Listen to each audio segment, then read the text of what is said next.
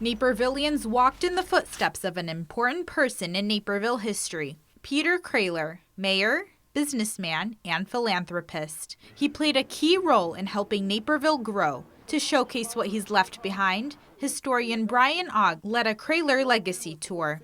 Peter Kroehler was one of 13 children born in a very, very small town, a rural area of Minnesota near the Mississippi River. A group of 60 learned about his start in Naperville, working under the guidance of another major figure, James Nichols.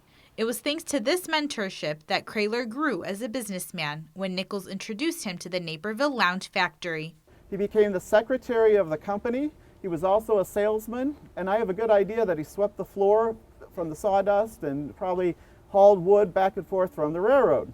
In just a few years, he became president of the furniture business. And to grow it even further, he merged it with 3 other furniture plants to form the Kroehler Manufacturing Company in 1911. The company became an industry standard and became one of the town's biggest employers. During World War II, the plant added to its production items to help the war effort. One of those items, a propeller, appeared in a photo shoot with a famous American star.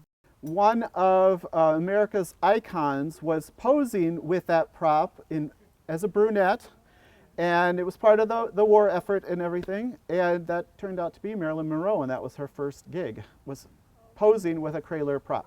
The company's building has now been transformed into the 5th Avenue station. Kroehler helped launch the YMCA building in 1910, raising over $15,000 in just 1 week.